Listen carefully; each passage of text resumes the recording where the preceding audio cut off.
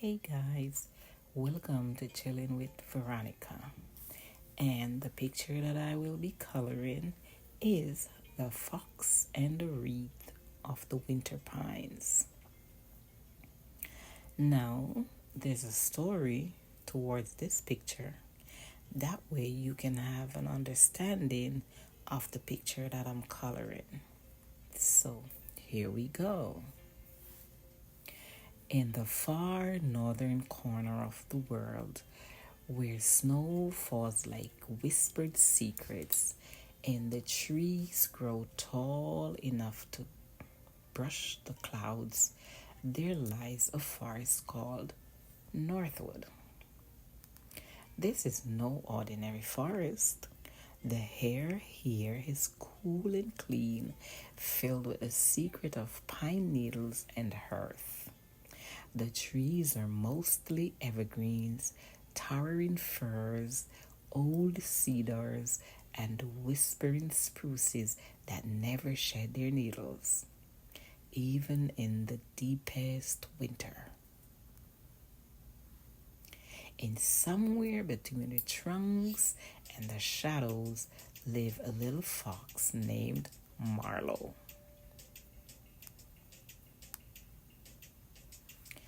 Marlowe is not the kind of fox who stirs up trouble or steals chickens. No. Marlowe is the forest fox, a quiet one, the kind who walks gently through the snow, who knows how to listen when the wind speaks, and who bows his head in greetings to the mushrooms and the moss. Every winter, when the forest begins to sleep and the rivers slow beneath their blankets of ice, Marlowe performs a small sacred ritual. He makes a wreath, but not just any wreath, a wreath of winter pines. He weaves it with the softest, greenest, most fragrant pieces of the forest, gathered slowly, respectfully, and always with thanks. Marlowe always begin with the fir trees. Their needles are deep green, like shadows at dusk, and their scent is sharp and sweet. He pads softly beneath the trees, brushing his tail along the low branches, waiting for one to offer him a gift. Only what you can spare, he whispers. Sometimes a small bough will lower itself as if bowing to him. He plucks it gently, tucks it into his satchel, and bows in return. Next, he visits the spruces, whose branches rise like arms, reaching for the stars. Their needles are short and stiff, but they carry the cold, clean smell of distant mountain tops. Then comes juniper. The juniper, a tricky plant, prickly and proud, but generous if you approach with care. Marlowe hums a fox tune as he works gently, twisting the branches into a circle. He weaves in small clumps of pine cones, a few sprigs of cedar, and the tiniest bit of lichens, gray and soft like forest lace. This year, he finds something unusual. While exploring a quiet grove far from the usual trails, he spotted a tree unlike the others.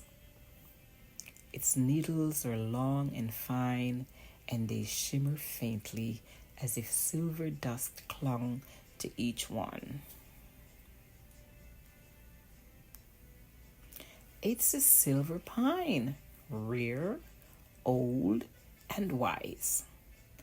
Marlowe approaches slowly. May I? He asked aloud. A branch swayed gently, and a single tuft of needles drifts down, landing right beside his paws. He smiles. Thank you. That evening, under a sky stitched with stars, Marlowe climbs the hill to the statue of the stone fox. The statue had stood there for centuries, worn by wind and time. It looks both stern and kind, with eyes carved to always gaze out over the forest it protects. Some say it was once a guardian spirit. Others say it simply watches and remembers. But Marlowe believes every winter he places his wreath of forest greens around the statue's neck, and every winter the forest seems to sigh in relief.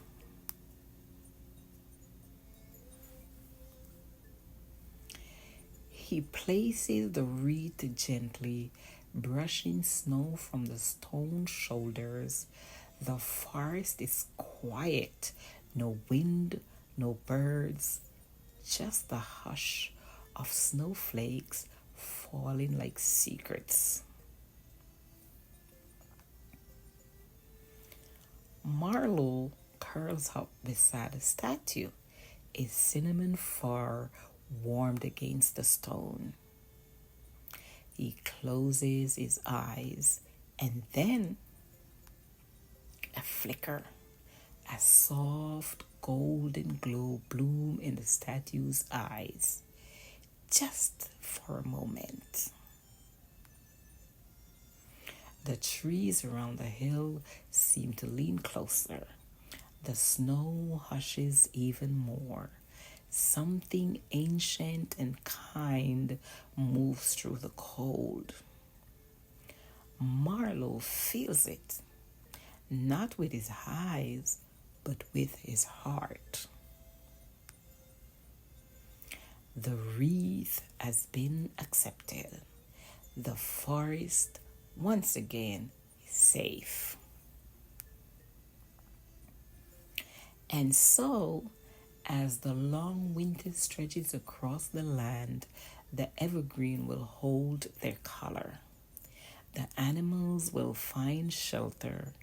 The wind will not howl too loudly. And the spirit of the forest, quiet and unseen, will continue to watch over them all.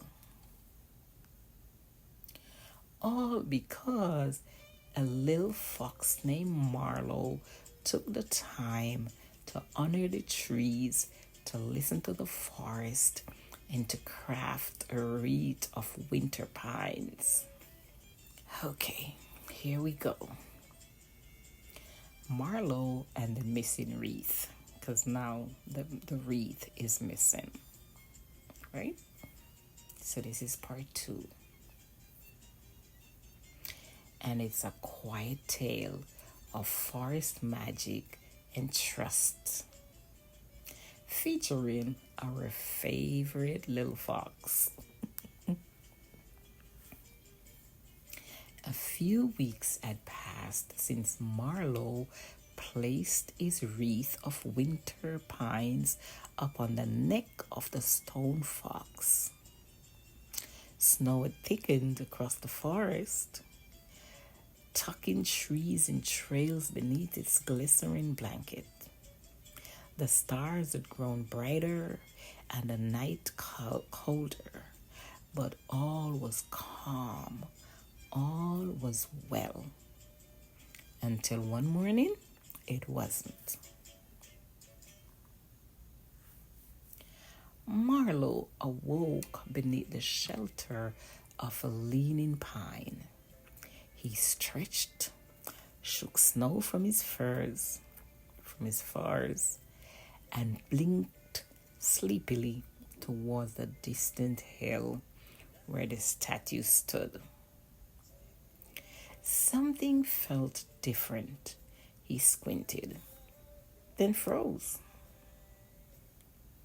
The wreath, his carefully woven, love-filled, winter-blessed wreath, was gone. The statue still stood proud and still, but its stone neck was bare. Not a single pine needle remained. Marlowe's heart thudded. The forest was quiet, but in a listening kind of way, as if the trees were waiting. Who would take it? Marlowe whispered aloud. And why? He set off, paws crunching gently over the snow, his breath curled in silver clouds. He began to search, not with suspicion, but with curiosity and care. First, he visited the squirrels. They were busy fluffing their mossy nests and had a time for pine wreath.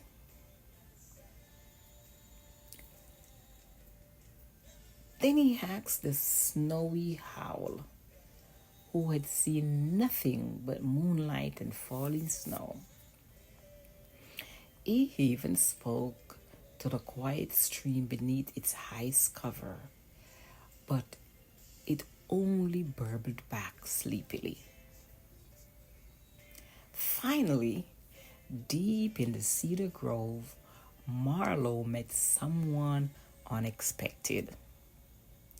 A small, shy creature with silver-tipped fur and a nose like truffle.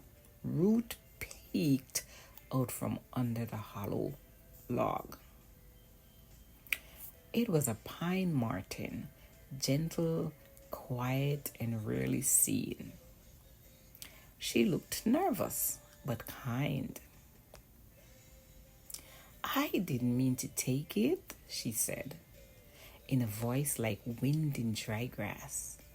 I found it on the ground. Marlowe tilted his head. On the ground? The pine marten nodded. It looked like it had fallen from the statue. It was so beautiful, and I thought maybe it was a gift. Marlowe thought for a long moment. Had the statue dropped the wreath? Or had the forest passed it on?